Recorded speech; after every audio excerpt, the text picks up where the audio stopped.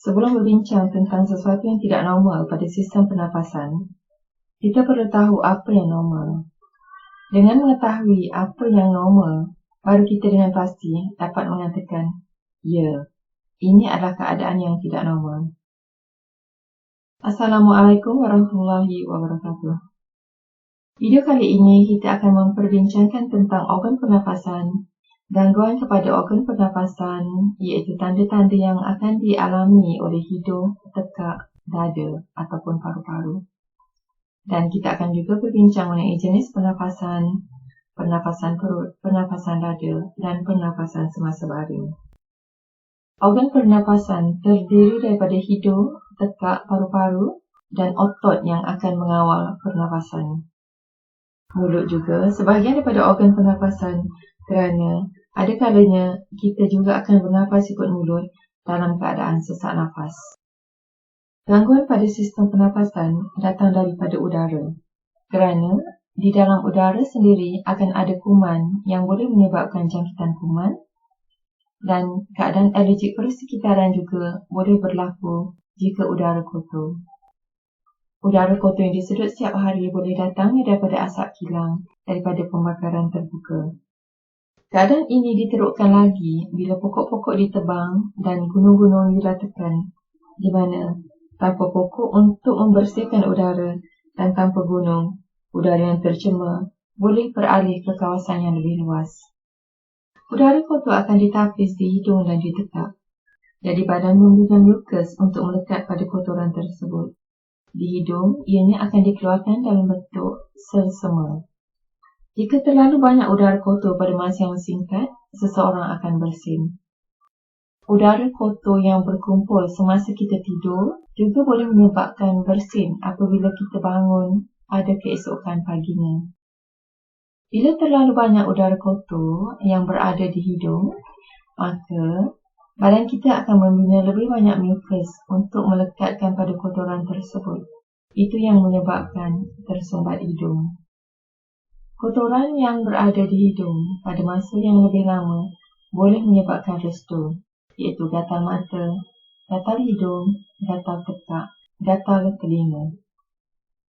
Ianya juga boleh menyebabkan jangkitan pada sinus yang dipanggil sinusitis. Udara kotor yang ditapis di tekak akan dikeluarkan dalam bentuk batuk. Walaupun ianya hanya batuk, namun terlalu banyak kelainan batuk yang memberikan makna yang berbeza. Batuk boleh disebabkan oleh jangkitan kuman. Jika badan membina antibodi untuk melawan kuman tersebut, kuman yang mati akan menghasilkan kahak. Namun, jika badan tidak membina antibodi, maka batuk yang berlaku adalah batuk yang kering tanpa kahak. Ada juga keadaannya bila pesakit dirawat dengan antibiotik, di mana antibiotik tersebut tidak mampu untuk membunuh kuman. Itu yang menyebabkan batuk tanpa kahak. Antibiotik perlu ditukar. Batuk juga boleh disebabkan oleh lelah. Penyempitan paru-paru menyebabkan seseorang itu perlu batuk untuk membuka kembali paru-paru yang sempit. Batuk berulang juga boleh berlaku pada pesakit lelah. Jika batuk mampu untuk membuka kembali paru-paru, maka batuk akan berhenti. Tapi bila pesakit lelah menyedut balik udara yang kotor, maka batuk tersebut akan berulang kembali. Ada juga keadaannya di mana pesakit mengalami batuk yang berpanjangan. Batuk kebanyakannya disebabkan oleh jangkitan kuman. Jika pesakit telah dirawat dengan antibiotik, tapi antibiotik tidak mampu untuk menghilangkan batuk tersebut, maka mungkin batuk tersebut disebabkan oleh alergik persekitaran. Maka diagnosis perlu diubah dan pesakit dirawat untuk keadaan alergik persekitaran.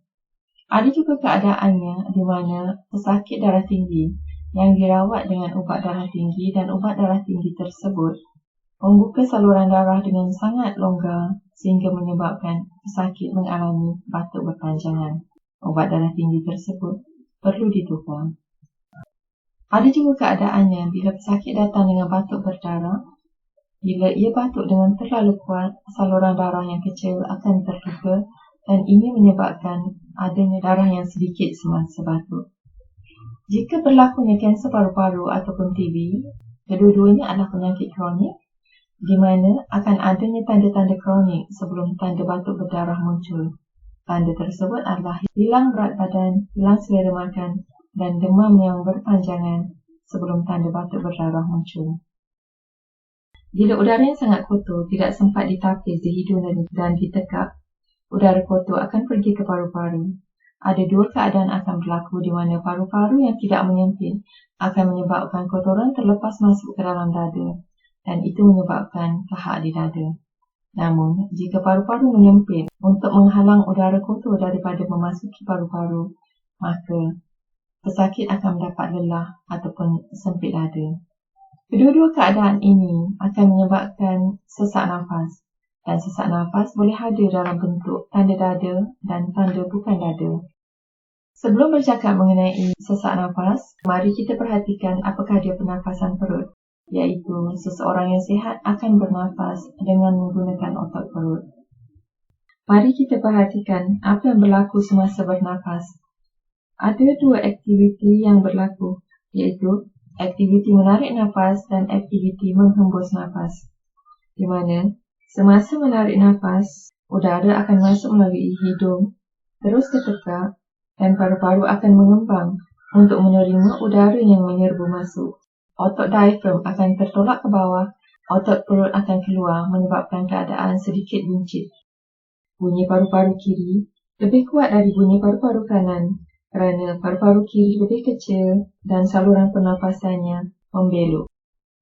Semasa menghembus nafas, paru-paru akan menguncup dengan otot perut tertolak ke dalam dan diafragm tertolak ke atas. Ini menyebabkan udara akan keluar melalui hidung. Oleh kerana pergerakan perut yang berlaku pada seseorang yang sihat, ini adalah pernafasan perut. Pada seseorang yang sesak nafas, pernafasan tidak hanya berlaku di hidung, bahkan mulut juga akan terbuka untuk bernafas. Pernafasan akan menjadi lebih laju. Pada waktu ini, otot perut tidak lagi mengawal pernafasan. Pernafasan akan dikawal oleh otot dada. Otot-otot lain juga akan bekerja dengan lebih keras, di mana hidung akan kembang kempis, otot dada menjadi turun naik, akan berlakunya lekukan antara tulang clavicle dan otot belakang akan tertarik menyebabkan rasa sakit belakang. Oksigen akan menyerbu ke bahagian kanan dada dengan saluran pernafasan yang lebih lurus dan rongga paru-paru yang lebih besar. Bunyi dada akan lebih kuat di bahagian kanan berbanding kiri dada. Oleh kerana pergerakan dada yang berlaku pada seseorang yang sesak nafas, ini adalah pernafasan dada. Pernafasan dada berlaku pada seseorang yang bersukan, di mana semasa bersukan lebih banyak oksigen diperlukan untuk otot-otot yang aktif bekerja. Pada pesakit lelah ataupun sempit dada, pernafasan dada berlaku kerana pesakit ini perlukan lebih banyak oksigen kerana berlakunya penyempitan pada paru-paru. Pernafasan semasa baring juga mengalami perubahan. Pada seseorang yang sihat, semasa duduk, rongga paru-paru besar, namun semasa baring, rongga paru-paru akan jadi lebih kecil kerana dada akan tertolak ke dalam. Namun pada seseorang yang sihat, mereka akan tidur dengan selesa. Namun pada seseorang dengan sempit dada, isi padu paru-paru mereka telah sempit, mereka masih lagi akan rasa selesa semasa duduk, tetapi bila mereka baring, rongga dada yang menghempak ke dalam akan menyebabkan mereka rasa sesak nafas. Isi padu yang kecil ini menyebabkan mereka rasa sangat-sangat tak selesa semasa baring dan mereka perlu untuk mengubah kedudukan tidur supaya rongga dada menjadi lebih besar dan mereka rasa lebih selesa untuk bernafas. Setelah menonton video ini, para doktor dapat memahami pesakit mereka dengan lebih baik. Terima kasih kerana telah menonton video ini sehingga tamat.